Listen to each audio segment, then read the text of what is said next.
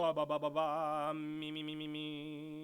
Sign me up. All right, I'm jumping into episode 10. Man, 10 episodes doesn't seem like much. I mean, if you do count the hours, I'm pretty sure I spent a lot more hours here than a lot of you guys spend at work. But anyway, so today I want to talk about things that intrigue me. Things that are kind of out of the ordinary. I want to talk to you about white hats and black hats, conspiracies, dimensions, what's going on here with us right now. Are we where we think we are? Are you who you think you are? What are you to me? A real person? Or just an NPC? So, first of all, I want to get into the idea that there are something called white hats. And white hats are guys who kind of are in the system, they're in the know, but they're also working with us to help us.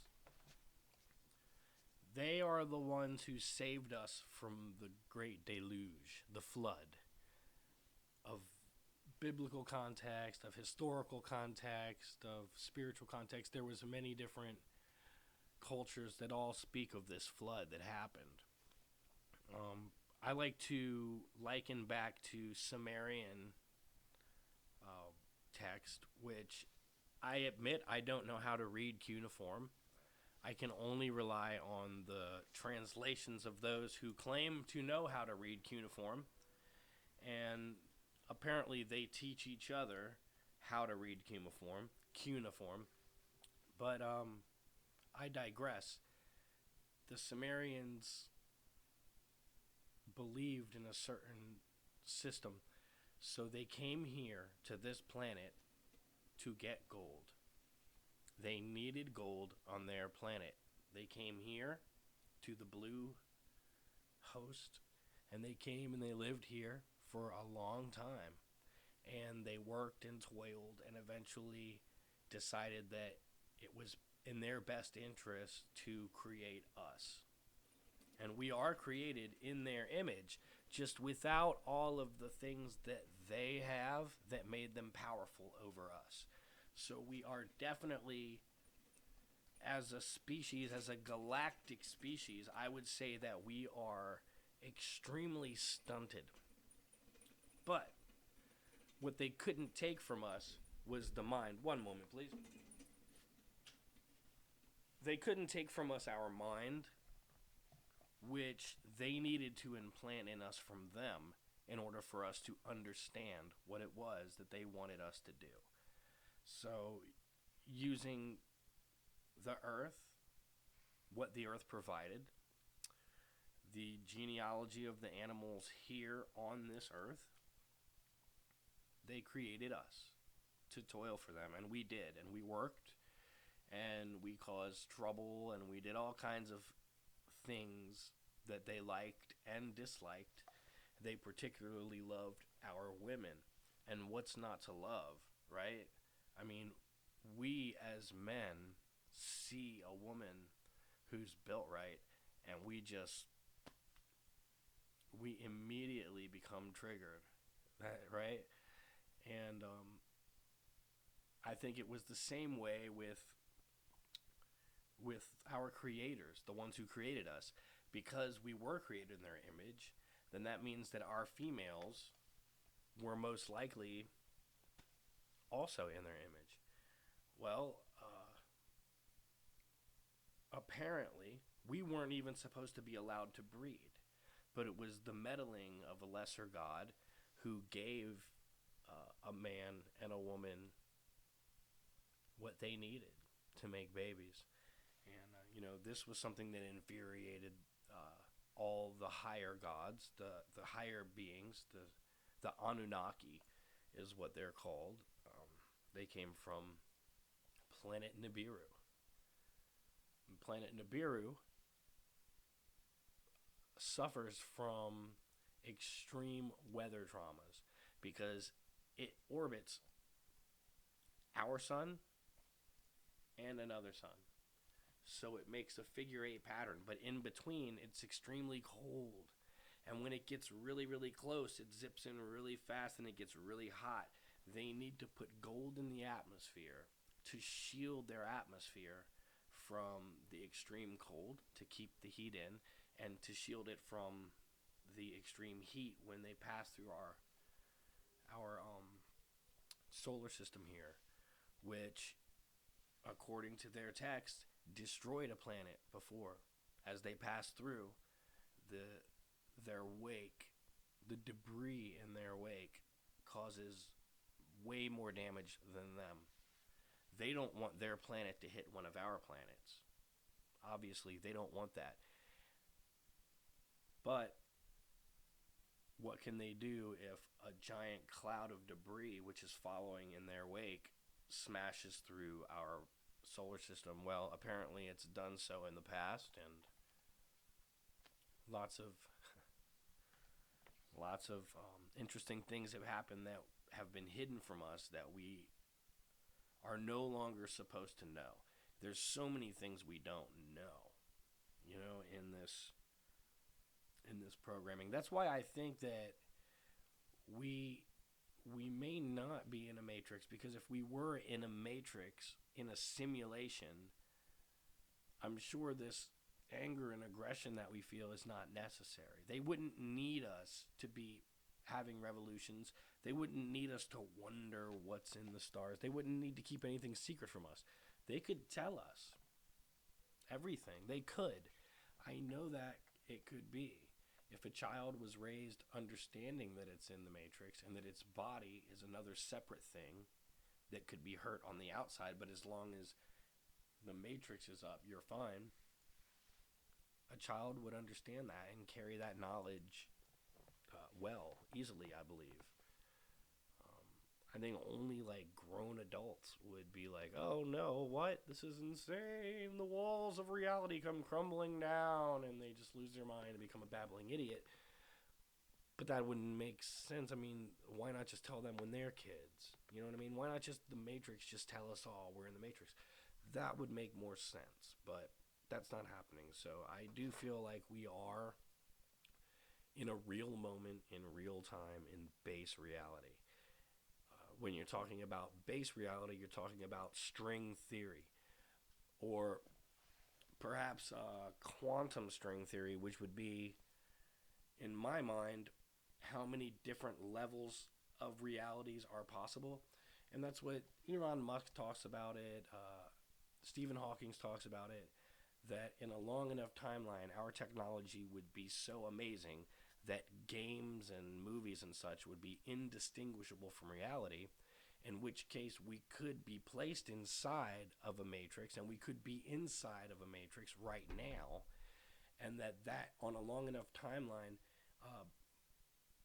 most likely has already happened an infinite amount of times. So the likelihood of us being inside of the base reality is almost zero.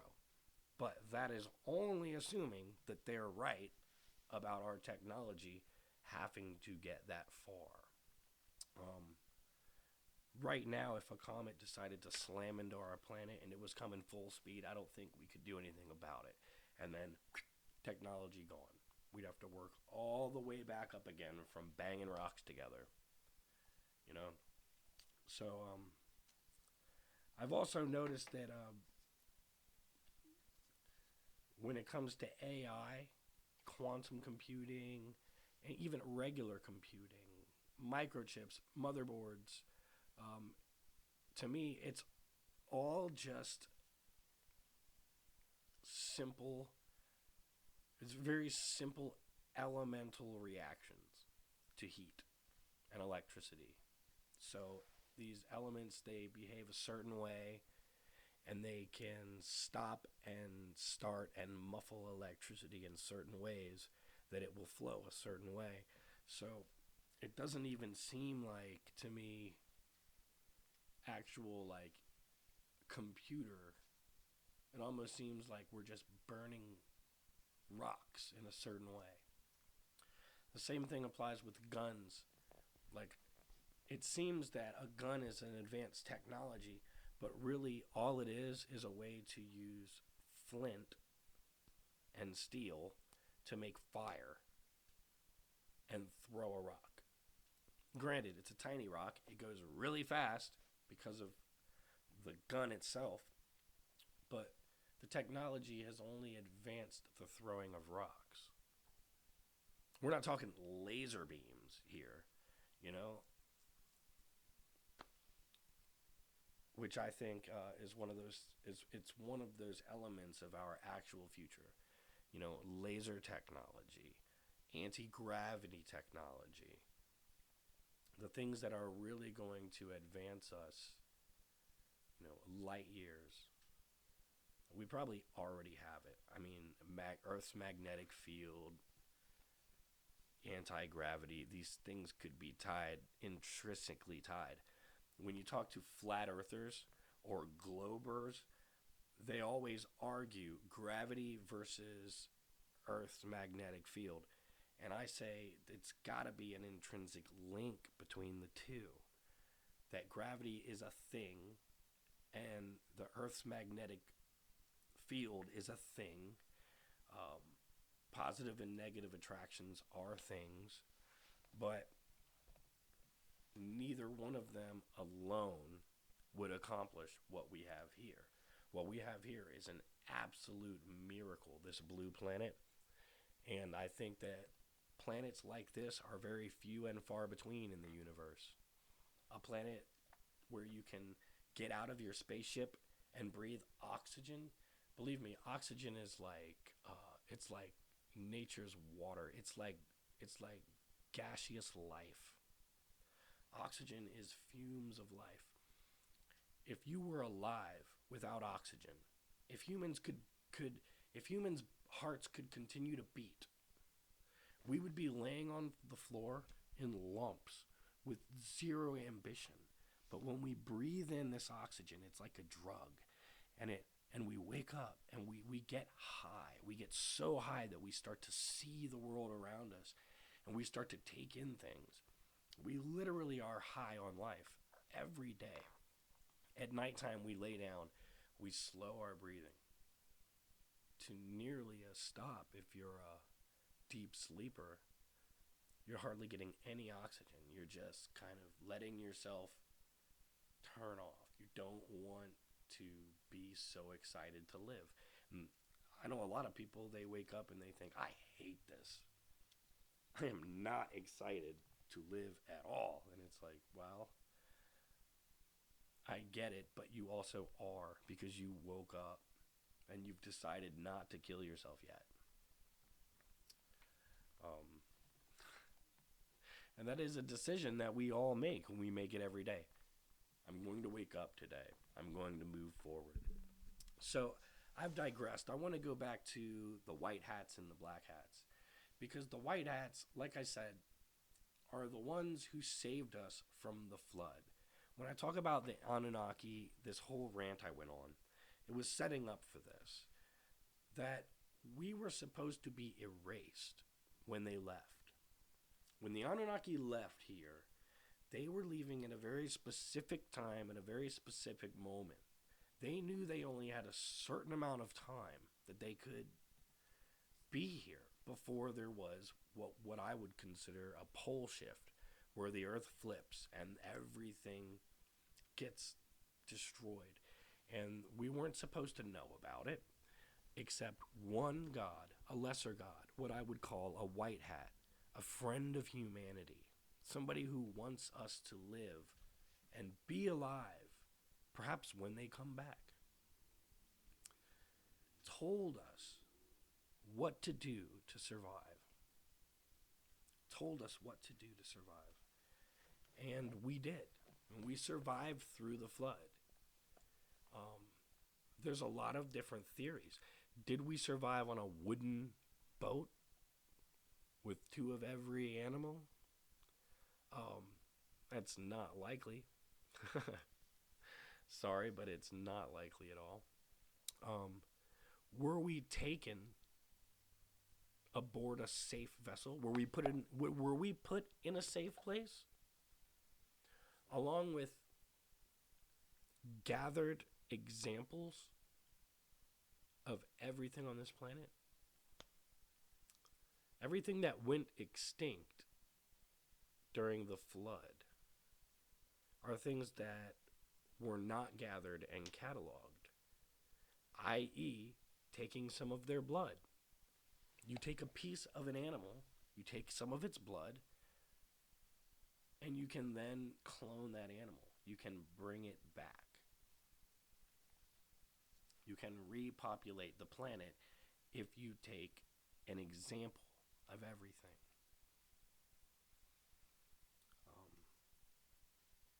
I believe us to be an extremely strong species,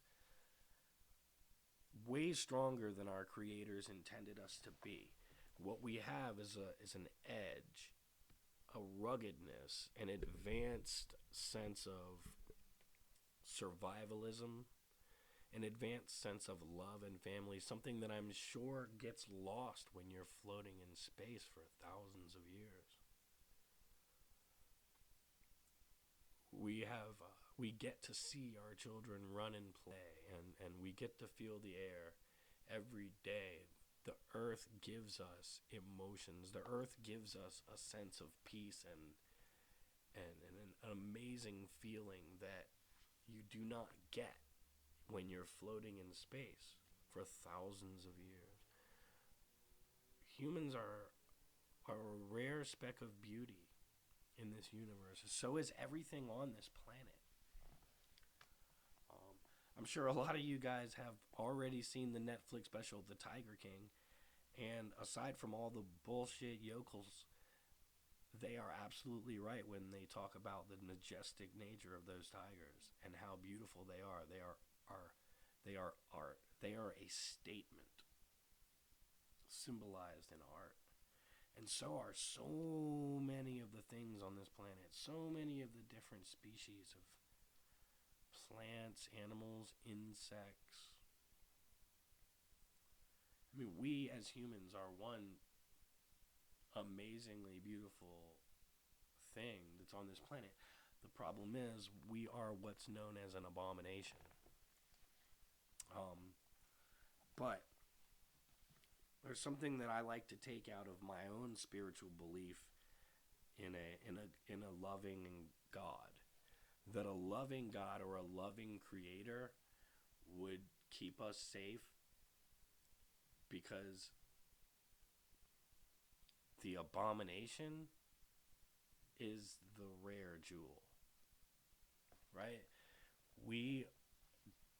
Being that we were created and we did manage to actually hold on to our souls and our intrinsic nature, we have that alien nature. We're not part of this earth.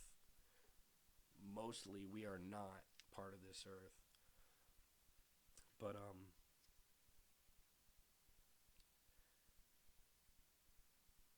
the white hats are the ones who have that love for humanity. You know, the Schindlers. Schindler is the epitome of a white hat. There's a corrupt nation doing corrupt things, and he's doing everything he can to undermine it. The Valkyrie program that was supposed to kill Hitler while he was still in power was an example of white hats, people that wanted to save other people's lives and found it to be valuable. You have the black hats, the people who find value only in the things that bring them pleasure. So their family, their child laughing and playing, their child having the newest thing, they love that. But your child, just going to turn my head, they're just going to turn their heads, and they're not going to look. They're not going to pay attention. They don't care. When somebody says, hey, there's a plot going on, okay? It's going to depopulate a lot of areas. It's going to give us a lot of political power. And the thing is, lots of people are going to die. How many people are going to die? Is that even a should that even be a question? One person's going to die. I don't know. That's too much, right? No, the black hats, they don't think that. The black hats are the ones that are running this whole show. They're trying to bring us all together into a system of craziness. But the white hats, they're here and they're trying their hardest. And people like Elon Musk who are dedicated to space travel, dedicated to getting people a higher quality of life and a future. This guy's dedicated to transportation technology. That's an amazing thing. He's trying to get us tunnel systems and fast rail systems that can get us out to the country and back to the city, in less than an hour. Can you imagine if you could have a house out in West Virginia and get to work in DC in 45 minutes or less? 20-minute trip, can you imagine if you could just be in DC all of a sudden from out there? I would do it. I would do it. Hey, I need to go to the store. Go wait for the shuttle. Zip my ass all the way to fucking, Virginia. Regular Virginia. Go over to my favorite sub shop, pick up some shit, come back, be back in an hour. Then we wouldn't be congesting the cities, and then they wouldn't be able to tell you that we're overpopulating the world. Because they take every little thing that makes you uncomfortable and they try to use it to manipulate you into feeling, thinking, and voting the way they want you to. Oh, the world's overpopulated? It's not overpopulated. It's not. Ask Italy right now what's happening. I just talked about this a few episodes back. If all the 40-year-olds and above die, repopulation's going to be insane. Well, Italy's talking about right now an entire generation is gone. We wouldn't be having all these problems if we were in the Matrix, though, right? I don't think so. But it's very possible that we are in one. I don't know. Sometimes I think about you guys out there, some of my friends who hit me up and they say the things that they say, and I wonder, is that a person, or is this my computer talking to me, making me feel like I'm part of something?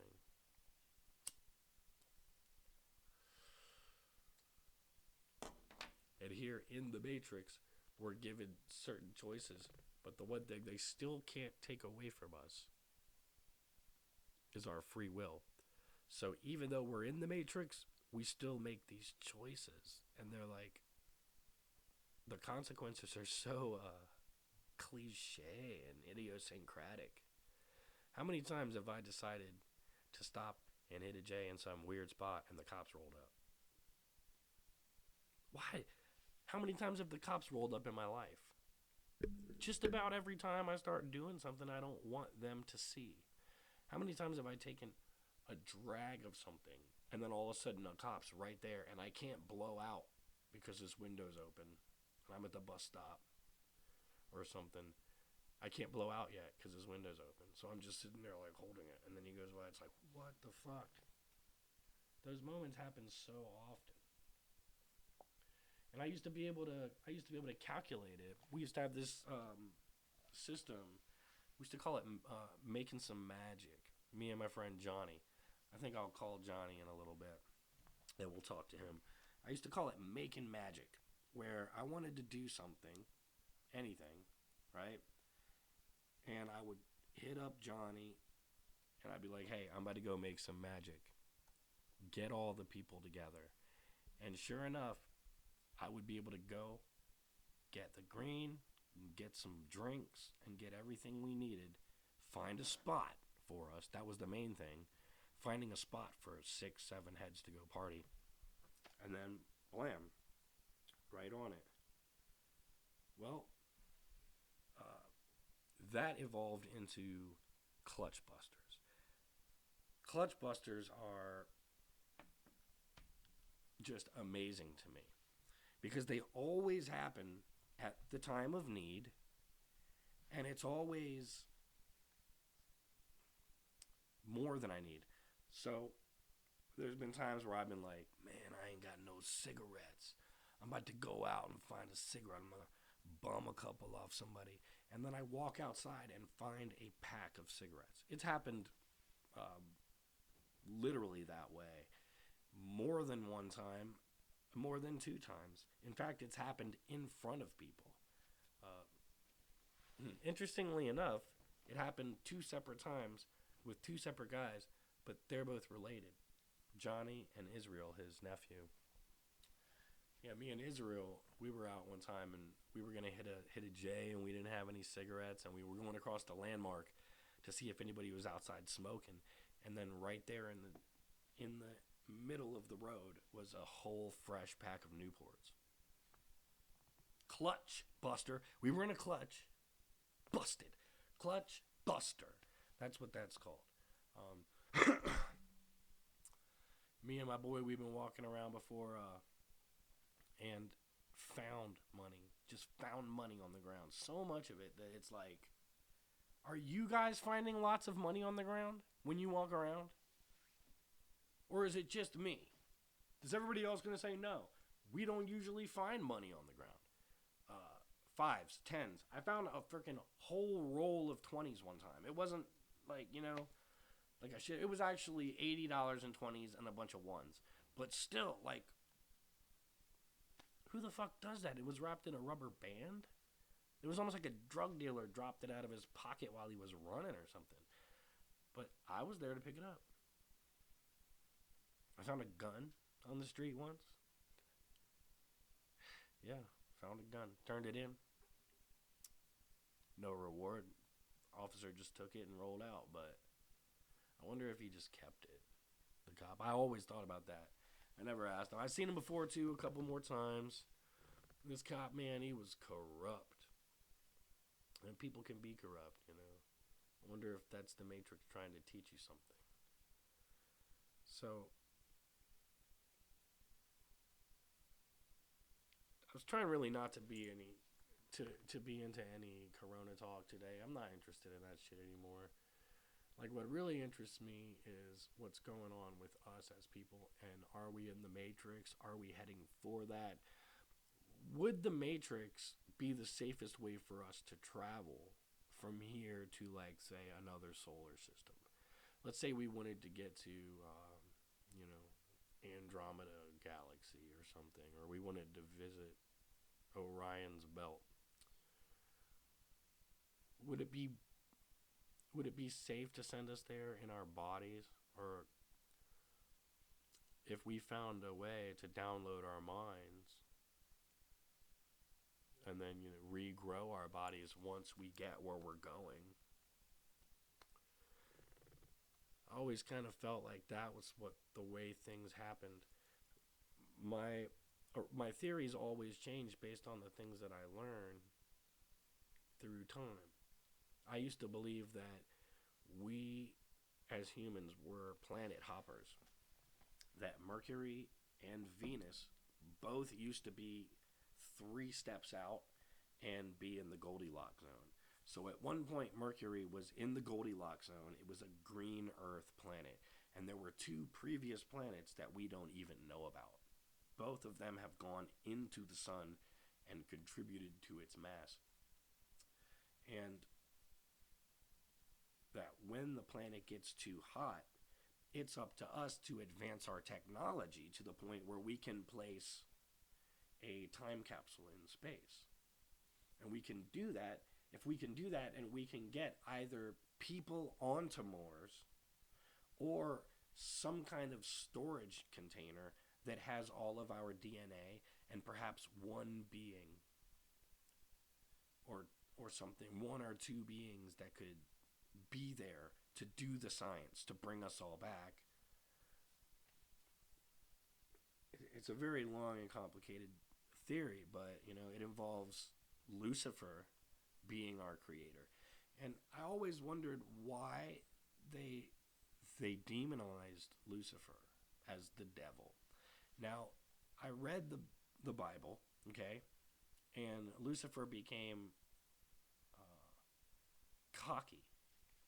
He began to think of himself as superior to God because he could sing. You know, he had the power of singing in many, many octaves and the most beautiful voice ever. And he deigned to question God, so he was cast down to the earth. Sounds like a bullshit story to me, but I actually always believed that there was a Lucifer and that he was not what they said he was. He wasn't some great evil, although he did have to get his hands dirty as far as creating us, finding animals, opening them, trying and failing to blend our DNA with animal DNA to create a being that could live on this planet. All of the failed attempts, the mutants, the monsters that must have been created by him. Monsters that were so terrible that their images and tales lasted throughout all of time. And we still tell tales of them today. Mixed people, minotaurs, werewolves, vampires, serpent people.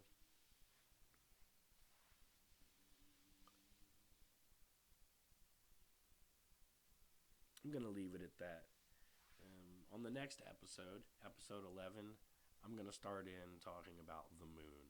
Because aside from the Sumerians' belief in the Anunnaki, the creators, they also had belief in another species that visited here that was not human and was not Anunnaki, and that is perhaps still here on this planet. How did they get here? We'll just have to tune in to TSIME number 11 and find out. But this is Andy signing out. Why don't you go ahead and sub and like?